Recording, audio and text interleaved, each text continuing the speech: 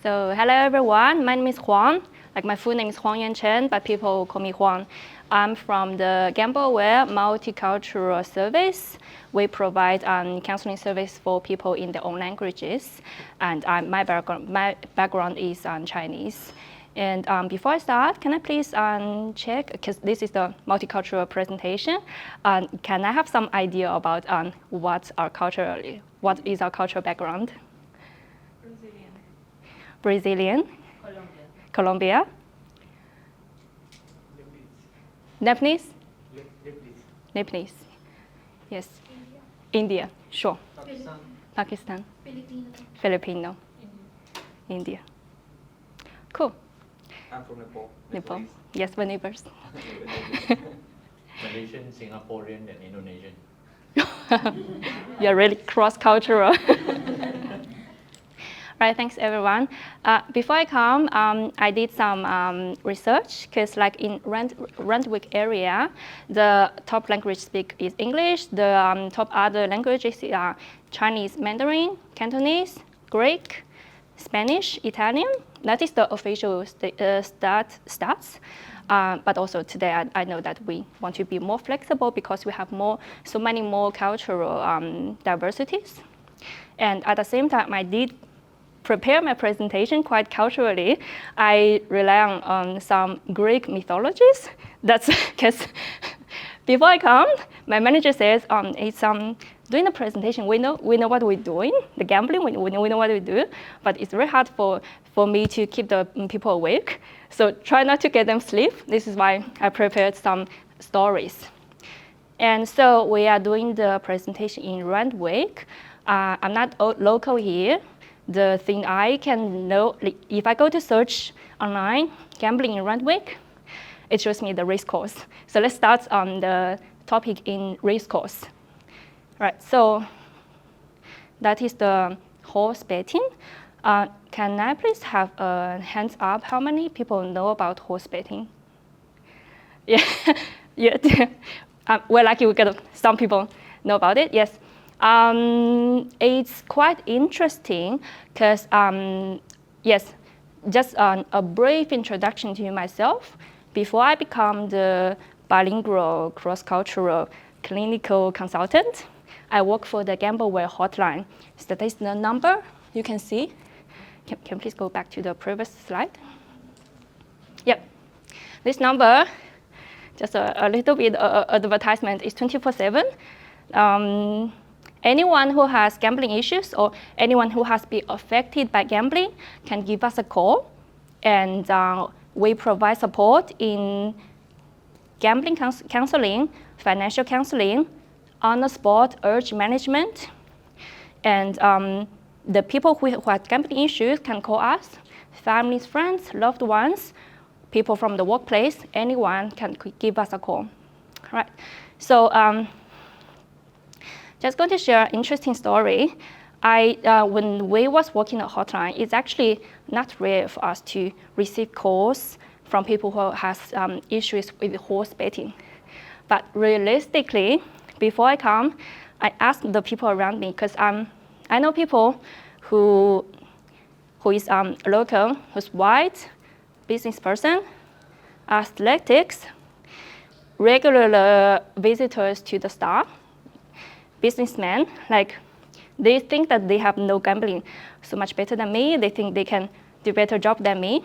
But I asked a few people, hey, how much do you know about horse betting? Like nobody knows it. That's so interesting because in Randwick, the horse betting is such a big place. I'm not sure how people has been affected by horse betting. So gentlemen, can you please give me some idea? I know, for example, if people want to join your club, they have to live in Rosewater Bay. And if people like to play golf, they want to live close to the golf club. For people who want to do horse racing, is there any specific area they want to live in, or they just doesn't matter? This is just a guess. I think they travel into the area. Mm-hmm. And I think I'm guessing that a lot of the horse betting is happening online and not actually at the physical track. Yeah. But I could be wrong. That's also my guessing, because there's no one single race place that people see, and people can have their own horses. They can go to their own places for horse racing, horse betting. So, but interestingly, nobody. Even though I got a lot of people knows about gambling, but they don't know horse betting. So the only story I can share is that when I was working the hotline, I got a call from a lady. She doesn't have problem with horse betting. She has problem with pokies. Of course, she thinks that she feels lonely. She wants to gambling. And instead of, if she can quit gambling, what she wants to do, she wants to have some animals. She wants to have a house. Like here's her current situation. She lives in a 3-bedroom house with a cat and a dog. So I would assume that she's a lonely lady who wants the companion of animal. And moving forward, I would guess she wants to, because she wants to sell her house. She wants to sell her house and get a new one with more animals. So I would think, oh yeah, 3-bedroom for a lady is maybe too big. Maybe she wants a downgrade to smaller. But what surprised me is, firstly, I asked, what kind of animal do you refer to? Sounds like you're an animal person. She said, I'm a horse. And then, what kind of, we sold your 3-bedroom house. What do you want? What kind of property do you want to have? She says, I would like to have a space for a horse. Like, I want to sell my current house and buy a 1-acre place. Raise the horse. That is also totally surprising to me. Like, I was not drinking, otherwise I would choke myself in the hotline. So in our Chinese saying, just one line is saying like, my poverty limited my imagination. This is exactly what I think during that conversation. So before I go into gambling, I would like to bring us a little bit thinking about money talk. Because why? I talk to a lot of people who have addictions, drug addiction, alcohol addiction, gambling addiction. Obviously, we have a lot of things in common. We know that addiction is only the top of the iceberg with a lot of presenting historic issues. We would really love to help people with them, to solve that kind of issues before, and then they can move on to better, healthy lifestyle. But the difference between gambling addiction and other addiction, firstly, is not a substance addiction. That means a lot of times, if people they don't have any money, they don't have access to money, they don't want to gamble. If they go to places without gambling venues, gambling facilities, they don't want to gamble. Secondly, if you talk to a lot of people with gambling issues, you can feel like their ideas, their value about money is not that healthy. So before we go to gambling, I would like to share a little bit about money things, because money, to me, money and sex are 2 fundamental forces for human behavior. If people are not clear about these 2 forces, it's very hard for them to get their thinkings, their behaviors organized. I didn't say it, Oscar Wilde said it. Let me bring out, I couldn't remember exactly, but I can read to you.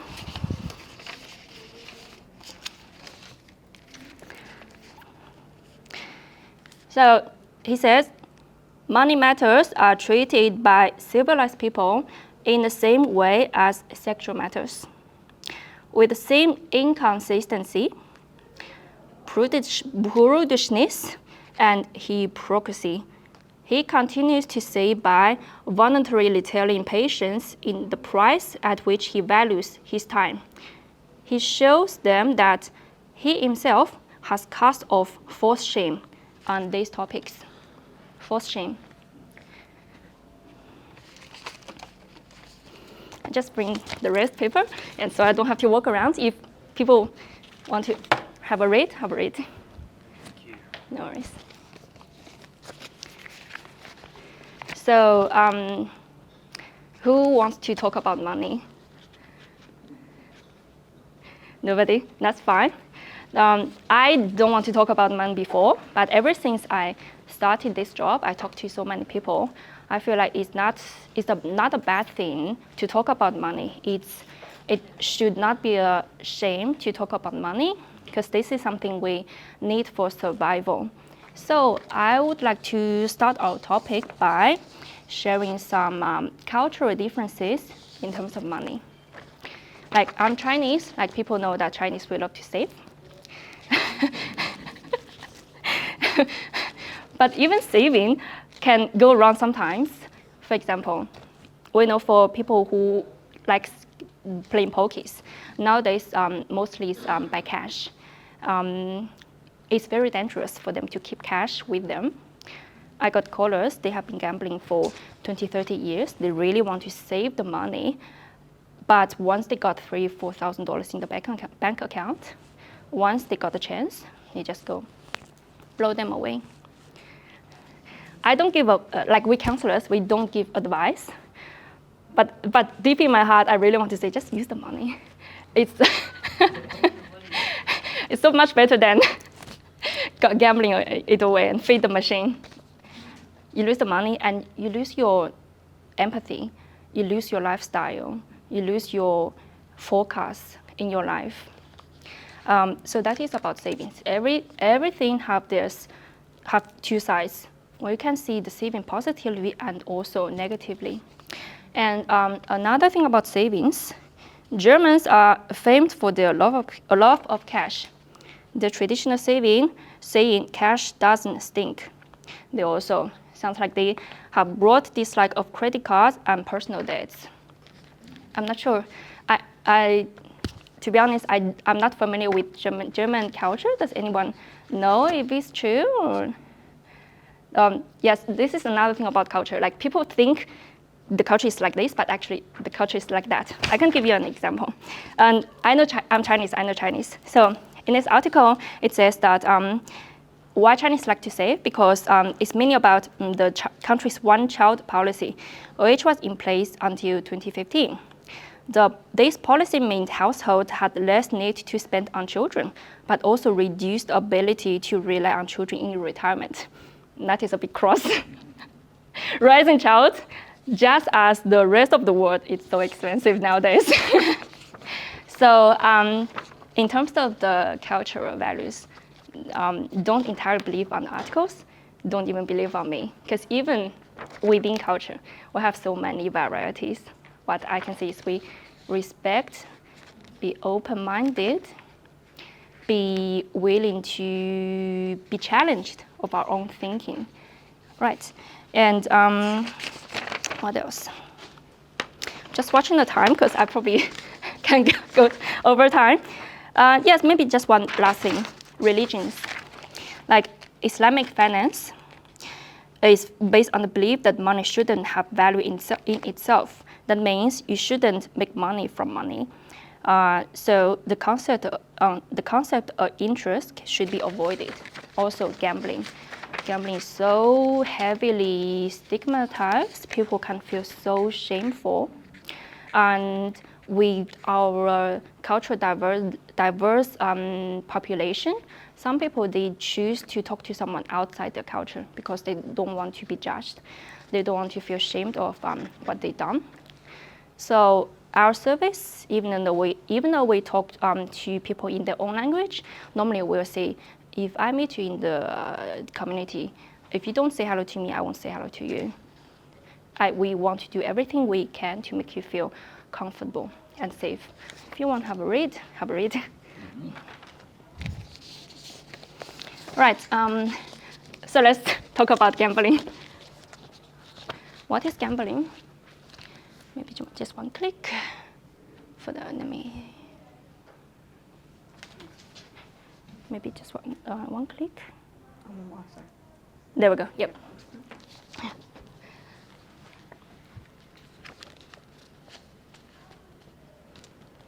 Yep.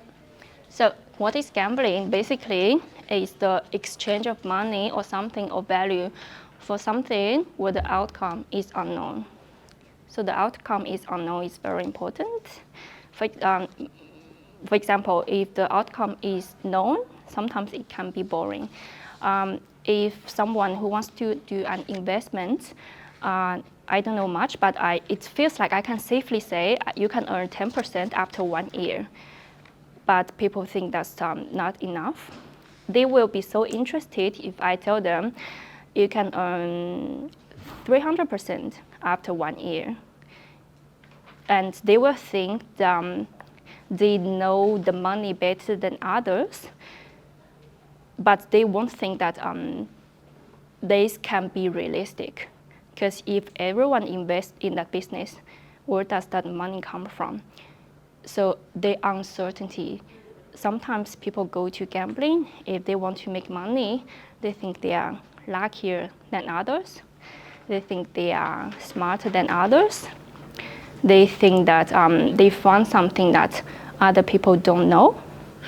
For example, they think they have special connection to the poker machines. Yeah, they think with the casino they can spend days, months, years analyzing how the card works, remember the cards, and prove that they can win from gambling. So some people say the stock market can look like gambling in some areas. Cryptocurrency can look like gambling. By the way, can you please tell me what kind of gambling did you hear or are you familiar with? Pokies? Who knows about pokies? Pokies? Cricket, betting on cricket. Sports betting. Pokers. Casino table games. Like you will hear people, because with some clients, you will hear people saying, I stay in the casino 5 hours, sitting and doing those kind of comments and routines. They can stay in a casino for many, many hours. They can lose track of their time because in the casino they don't have window, they don't have clock. They can so easily be tied in that zone of gambling without thinking anything else. So the best thing to fight with that is bringing them to the reality, have that reality touch. It can be having some quick break, having even some smoke outside, talk to someone, but it's really hard. Like when I was working the hotline, I do get people on the gambling break, they went to the toilet. They take the chance to call us. I managed to talk them out of the venue. Once you're out of the venue, it's going to be so much easier for you to go. Yes, right, let's move on to the next slide. Who gambles? Does anyone who knows others gambling in their own life, in their real life? Yeah? How do they look like? I guess you always worry about the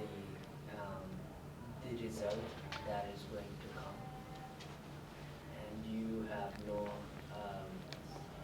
presence of mind at that time. Presence of mind. Yep. No presence of mind.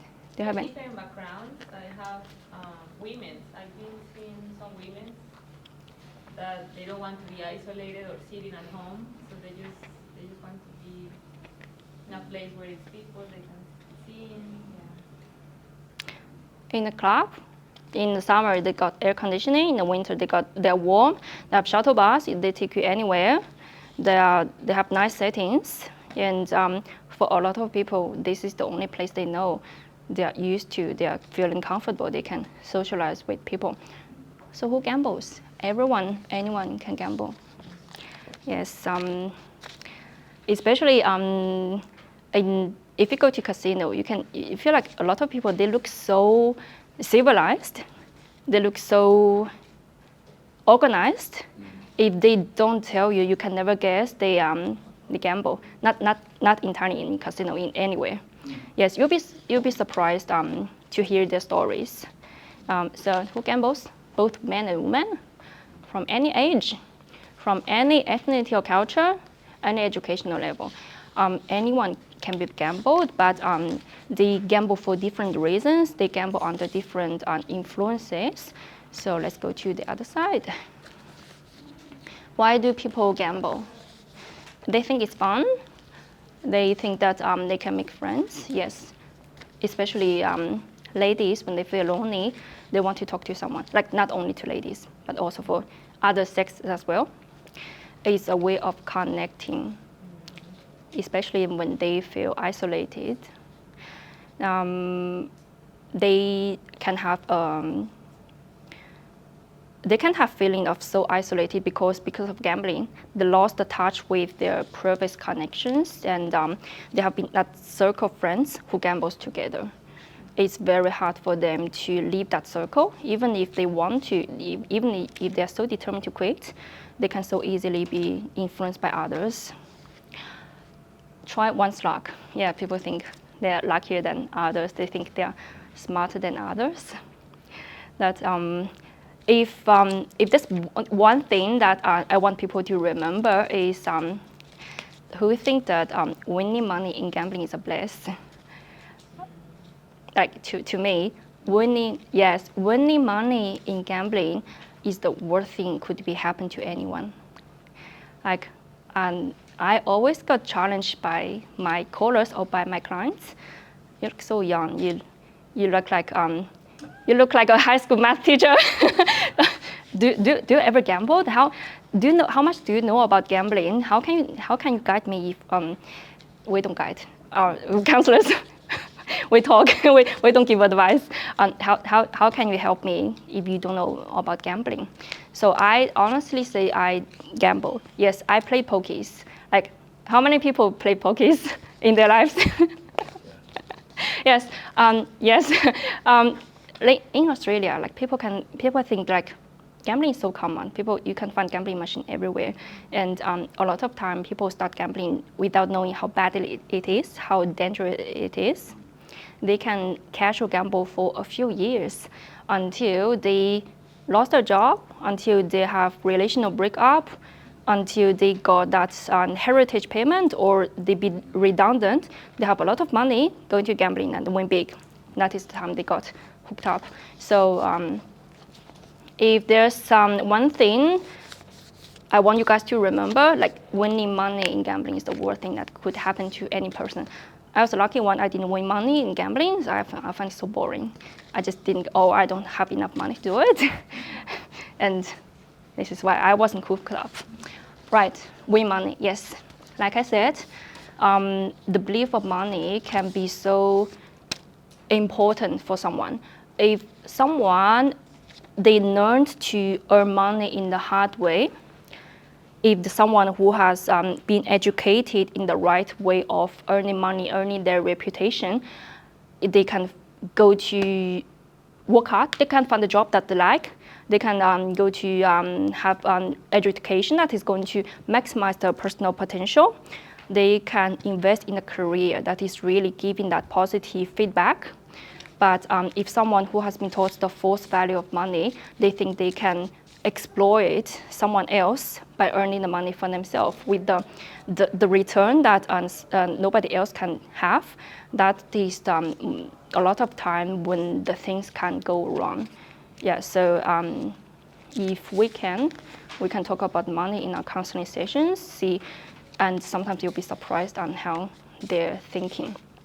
A lot of times it's out of touch with reality. And escape from boredom, loneliness, yes. We can have people with some mental health issues. People can tell me the only thing I enjoy in my life is gambling. What can you do? Like, we got regular callers from the helpline. They call us, but they keep gambling. But what can we do? We won't force people to quit gambling. We want them to gamble responsibly. But I can't hear people yawning, so let's move on. I got some stories soon. Found the problem. Yeah, like I said, we want to gamble responsibly. And it depends on how how often you gamble, how much you invest the money in. Can you set the limit and stick to it? Hide or lying about gambling. It looks like very easy for people who don't have gambling issues, but it can be so hard for people who has been hooked up. So here's my story. Because if I read from the demographic of Randwick, a lot of people speak Greek, speak Italian, Spanish. So I did prepare some Greek mythology. Apologies, I have to read out because the last time I read this kind of stories when it's like 30 years ago in Chinese, right? So this is the story about Ulysses. Ulysses, the story takes place on his return home from the Trojan War. He and his crew had to sail past the sirens, beautiful creatures who sang enchanting songs, causing seafarers to steer off course and shipwreck. Ulysses wanted to hear the siren songs, but didn't want to risk his life. So he hatched a plan. So that is the plan. What can you do beforehand? How can you set a limit? How can you make sure you can get a thing under control? He had his crew tie him to the ship mast so he could not steer the ship off course. He instructed his crew not to untie him from the mast, no matter what he instructed them to do, until the ship had safely passed the sirens. To protect the crew, he filled their ears with wax so they couldn't hear the siren songs. Does this sound familiar? I had clients like they know that they have problem with self-control. It's not a shame. It's so brave for them to admit that they have problem with self-control. This is why we're here. This is why we want GambleAware. We want people to know how gambling change people's mind. So having something planned ahead can be helpful. Not always. It's easy for them to stay away from gambling for a few days, a few months, a few years, but it's very hard for them to not go back to gambling. But I always tell my clients, imagine you are physically sick. You go to the doctors, you want to have treatment help you, but not too bad. You don't want your autonomy being taken away. But imagine you are in that emergency room. It's life or death. For a brief period of time, you really need that more intrusive way of, it can be damaging, it can be hurtful, but it can save your life. That is the time when we want to help by the others around us. So we're all adults, we don't want to take off the autonomy of other people, but for a very specific period of time, we want to be 100%, maybe 99% sure that everything has been planned. There's no escape, like there's no plan B for them. It's hard, but if someone really wants to do it, they can do it. After all, they are the one who's doing the hard work. We're going to support them as much as we can. Next slide.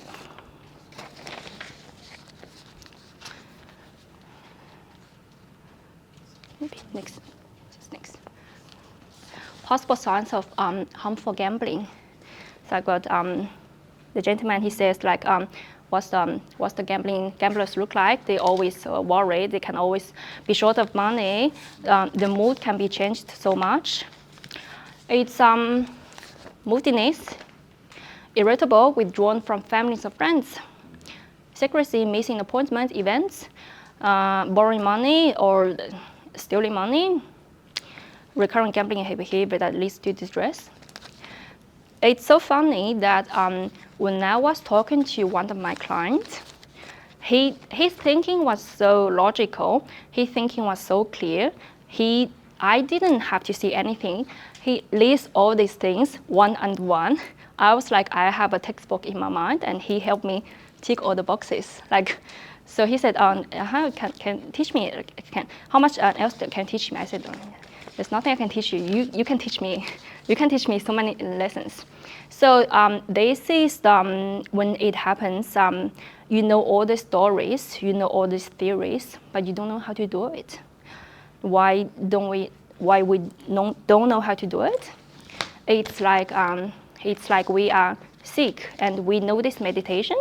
We know how it has been produced. We know how it is going to work for us. We know this meditation. We know exactly what it is, but we didn't take it. So our job as counselors is to help them take this medication in the right time, in the right dose, in the right environment, so that it's really working for them. After all, you have to take this medication. Increased risk factors for culturally diverse communities. Viewing of gambling in Australia and home country, migration, settlement, and acculturation, young and elderly support network. So yes, there are different attitudes about gambling in different cultures. I've got this list with me, but in our community, it's range from not accepted, like Russian, Tamil is not accepted, is a thing, to somewhat accepted, Arabic, Caribbean, Italian, Latin America. Macedonia is like somewhat, it's a way of passing time. It's not promoted, it's not that accepted, but it's not that bad until accepted. That's Chinese, Aboriginal Australia. Like Aboriginal, I know you guys have other ways of gambling. Yes, Chinese would play mahjong. It's such a social activities. Croatian, Greek, Hispanic, Korean, Maori, Pacific, Samoan, Vietnamese. So before I came, like the Rent Week, we tick a lot of boxes to the accepted area. So it's like we said, we don't want to completely cut off from gambling, but we want to gamble in the way that don't give the people that harm. If you want, have a read. Thanks. And again, we can start the conversation differently in front of different people. I personally know Australian culture, I know Chinese culture, I know a little bit about the other Asian cultures, but I would try, if I talk to someone else, like I know a little bit Arabic culture, but if we talk to the clients, talk to whoever has been affected by gambling, keep it open-minded, try to be non-judgmental, try to understand what they have been going through. All right, next please. Barriers to help seeking. Cultural view of gambling addiction. Like we said before, for some cultures it's totally unaccepted. That's extra stress burden for the people to seek the advice. Denial. People can go to different stages.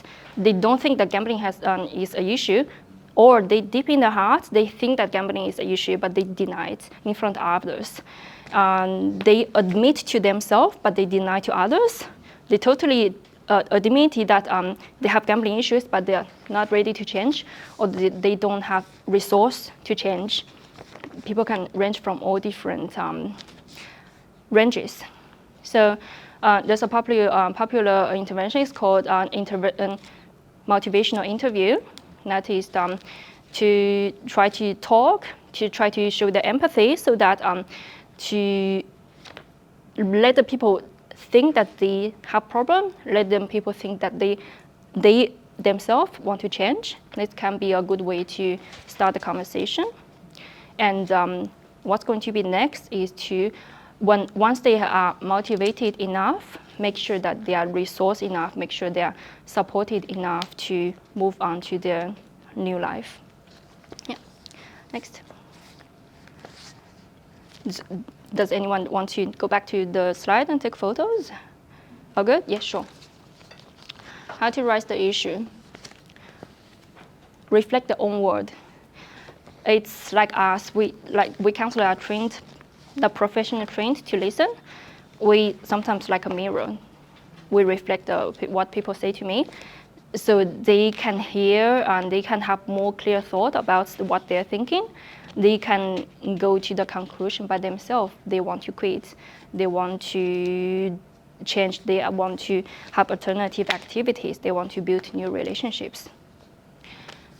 Discuss ideas to help them consider the next step. Sometimes people are in this friend group. They gamble with them so they can receive income from them. Like they can receive that income of their skills by this particular group. This is why quitting gambling is so hard. What else can they do? How can they equip themselves better so they can support them more independent and grow their business? Offering information about how to contact specialized support. Make sure that we protect their identity. We protect their privacy. Discuss, suggest alternative activities to gambling. Here's another story. Sisyphus, who's familiar with this man pushing that rolling rock? Yes. This is to me, it's quite symbolic to present anyone who's struggling, not only in gambling, maybe even in their lives. For example, when I went to the DV Alert workshop for domestic violence, the statistic says that averagely it takes a woman 7 times try to escape from abuse relationship. Who knows about it?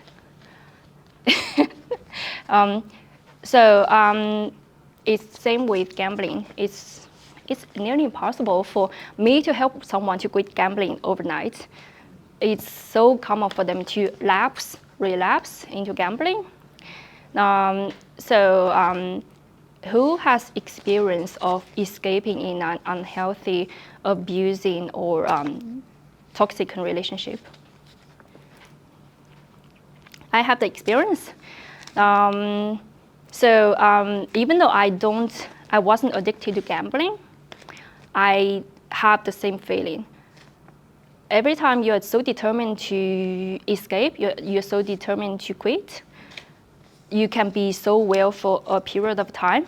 But once you have been attracted, whether it's near the club, whether it's hearing that poker machine sound, or people talking about the winnings, or it's the familiar smell, familiar taste, anything can be a trigger. And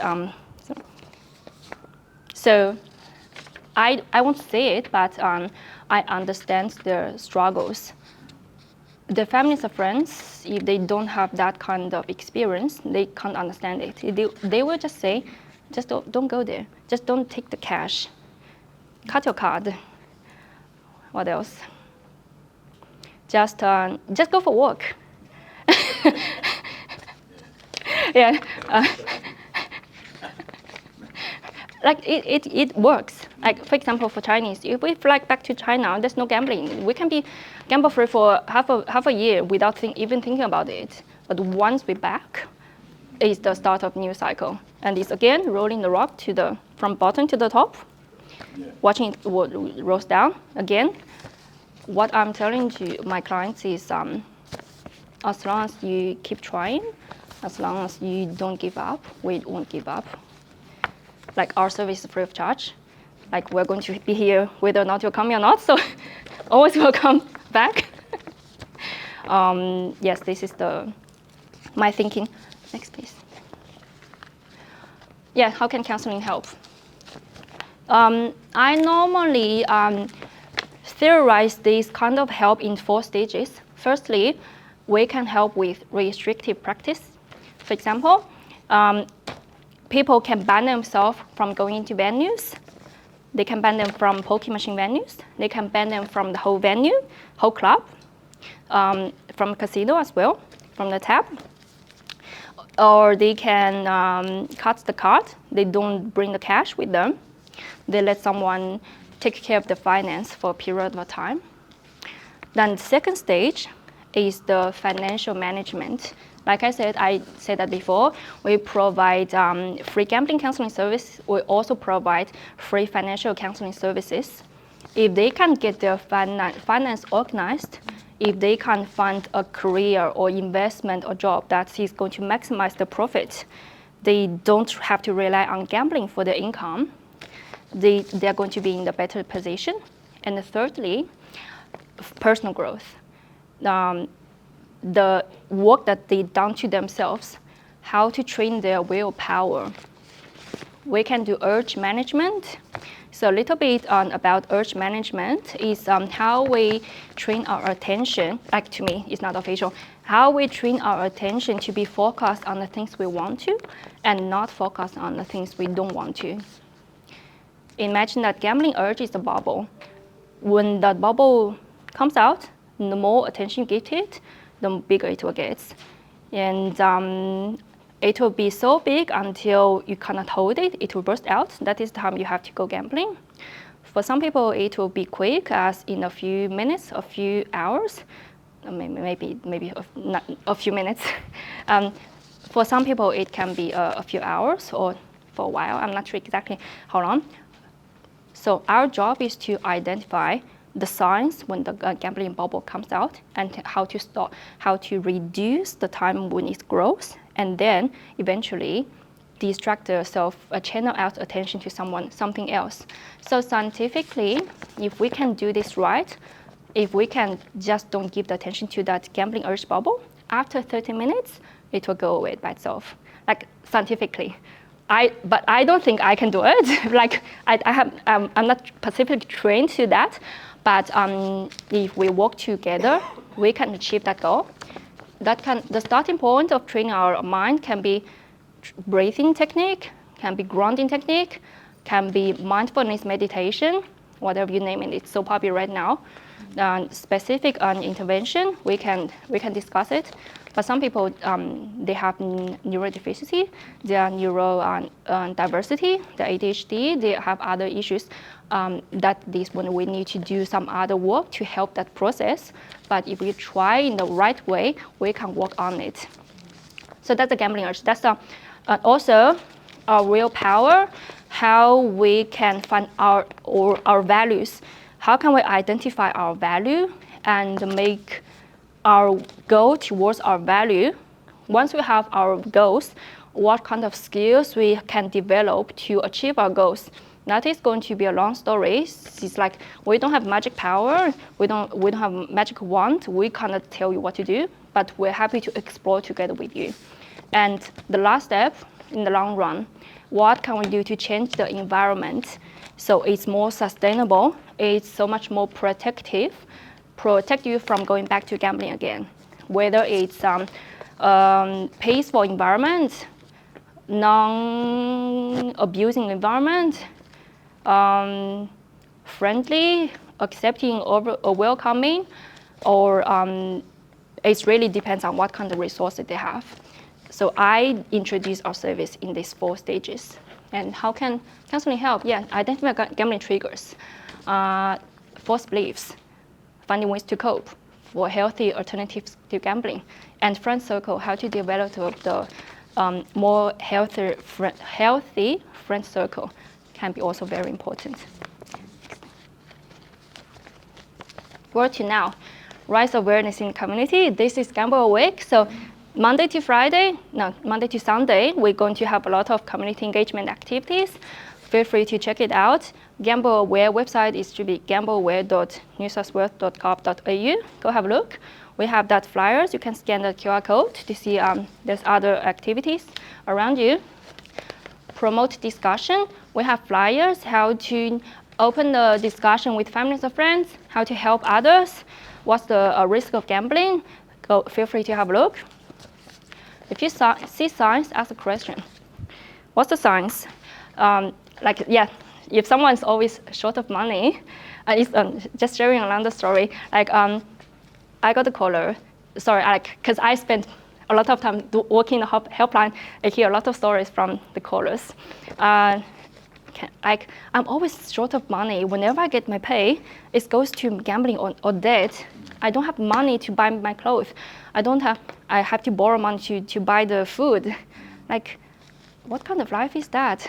Like, I have certain shopping addictions, so I understand exactly what that feels.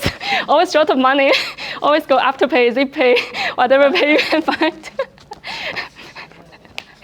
So I learned to be non-judgmental. I learned to be open-minded for my own personal experience, and I know how to control the issues. But mine is so much easier because I know what's the right thing to do. I know the psychoeducation. I've done all the psychoeducation to myself. I'm supported by the people around me, and I have a healthy lifestyle. To be honest, if I was in their situation, if I was living their lifestyle in their way, I don't think that I can do it. So nobody have the right to blame them. Nobody have the right to teach them what to do, but we can show their other ways of living their life. Yeah. Education about confidentiality, counseling, other support, yes. Like I said, we try our best to remain confidentiality because the work can only happen if they can trust us and tell us the real stories. All right, next please. Yes, so that is GambleAware. This hotline, 1-800-858-858 is 24/7. If you know anyone who has been struggling with gambling, show them the number or just bring some flyers, leave it on the table, leave it into the common place, they will know it. And if you want to know how to start a conversation, go to GambleAware website. There's a particular section how to help others, how to start conversation. Firstly, get yourself prepared. Secondly, know about gambling. Thirdly, start a conversation. A lot of information. Also, if someone calls this number, if they want to receive further help, they can be referred to a gambling counselor for free, a financial counselor for free. Financial counselor are the people who can help people in debt. In case that in debt, the financial counselor can help them to negotiate with some creditors or give their advice how to pay the debt less stressfully. And if someone wants to talk in their own language, they can choose firstly talk to the local service provider face-to-face with the help of the interpreters, or they can contact with us to find support in their own languages. Like I speak Mandarin, we got colleagues who speaks Cantonese, Arabic, Hindi, and we have resources that's I think it's over 20 languages. So if you guys want more information, you can give them a call and they will let you know what to do. Next, please. Yes, any questions? Do you get paired with the same counselor every time, or is every time you call, does that make sense? Like, I guess when there's a note and like, oh, they spoke to Susie last time, does that happen like that, or do they get a different person every time? Yeah. If they call the helpline, they don't know who they are going to talk to. But if they refer to a counselor in their local service or in their own language, they'll be paired with one particular counselor. So this is the difference with calling the helpline and receiving that counseling treatment. Yes. Anything else? What's the relation or correlation between alcohol and gambling? Biggest question I know. They help each other. They help each other. Yeah, So it's very sad to hear a lot of people, if they have been struggling with gambling for a very long time, most likely they grow up in a family who has gambling issues, alcohol issues, a lot of background information, background stories. And obviously, we know that when people are drunk, they lose that self-control. It's so, especially when people are gambling by themselves. This is the time that they can be very badly gambled.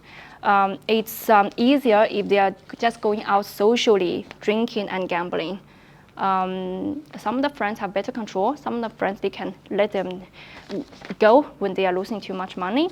And like I said, having that touch of reality, they're with their friends, so they're not in the zone of gambling. It's easier for them to pick up the thing and go with their friends. But if they're by themselves, if they're drinking, it's easier for them to lose that control. And obviously, if someone started drinking since very young age, their brain has changed since they were younger. The dopamine pathway made them easily be addicted to other behaviors as well. So this can be a thing for the counselors, for us to notice. Also, with some people with neurodeficiency, with neurodiversity, they can be easily addicted to drinking and gambling and other behaviors as well. Welcome. Ms. Huang, I got 2 questions and 1 comment. So the first question is that there is a series of materials over there. If I can only give 1 material, which of these materials should I give them? So basically, because sometimes people don't want to hear too much, and I only have a chance to give them only 1 thing. Which material should I give them? That's the first question. The second question is that I've spoken with a gambling counselor before, and the counselor told me that as a counselor, he could not really tell the person who is on the other side of the hotline what the person really need to hear, because the funding for the services actually comes from the entities that actually make From the gambling profit. From gambling itself, So is that true, that the counselors, when they call the hotline, I don't know which hotline it was, but that was what was revealed to me by the counselor. The last one is, I noticed that the people whom I have interacted and who actually gamble, at least in my space, are people who are elderly, pensioner, and lonely. I noticed that this group will actually go, and of course the nearest for them are the pokies in the club. So so if you can answer the first 2 questions, that would be much appreciated. Thank you. Can I have your name as well? Thank you. Boo. Boo. Yeah, thank you, Boo. Thanks for your information. Yes, you're right. In a lot of places, like, sorry, I don't want to be place shame, but I can show you the stats. A lot of places like Fairfield, like, what is it called? Mount Pritchard, that area, like a lot of people, they receive pension, and they're so addicted to gambling, and they're lonely. They don't have other social connections, and it's sad to hear. This is why having someone who can support them can be such beneficial to them. And to answer your first question, what kind of material you want to show them, it really depends. Yes, only one. It really depends. Depends on what they're interested in. For example, if they are a math person, there's one particular flyer about the odds and chances of winning. And for people who's sensitive to numbers, it might work for them. For others, if you met someone in the workplace, then how to help people in the workplace can be helpful. Or if they feeling depressed, if they're having some mental health issues, how the gambling has affected me can be helpful. I would say really it's the same like our counseling service. We cannot tell everyone the same thing. We tell the things they are interested in to hook them up. Sounds like hook them up sounds like not a right word, but make them interested. Does that answer your question? Yep, I think what I'll do is that I'll get the brochures which actually has the helpline or the resources where they can turn to. Yeah. And I'll just give them that, then they can make their choices. Yes, please. And Your second question, I've got colleagues. She said, I think I'm going to lose my job in any other areas of the world. We're here because there's so many pockets in New South Wales. You're right. We are funded by part of the gambling profits. Exactly how, I don't know. But it's not my consideration. I, as counselor, I act on best interest of my client. I don't give them advice, not because I was told not to, only because I think this advice is not helpful for them. Every counselor, every organization have different policies, but I didn't hear that we cannot see particular things because we are requested by that. If it's a fact, I will see the fact. If it's something that I found helpful, I will share the information, but I don't get pressured by my management because I want to help people. Does it answer your question? Thank you anyway. Thank you, Fu. Any other questions? On that page where you wrote that countries of cultural, some culture like Arabic or Greek, or I think in Arabic culture, if we say Arabic, so we think about Muslims, and in Muslims it's same as Tamil, it's sin and it's not acceptable. Yes. But there is written that it's a fun way of fun and not promoted. But I think it's not I think I've read it and it's not acceptable, it's sin. You're right. Thanks for, yep. Sorry to cut you out. That's it. Thanks for giving that information. That thing is from a booklet that I printed out before. The reason I only bring that is because the booklet has been taken out from the website. I think it is why, because they think there's some mistake in that booklet. But thanks for pointing that out. I will definitely remember and respect the cultural differences. And yes, for some people with Islamic background, it's a thing. It's so hard for them to start the conversation. Right. If we don't have any more questions, let's make an end. Can we give a round of applause for Juan? Thank you.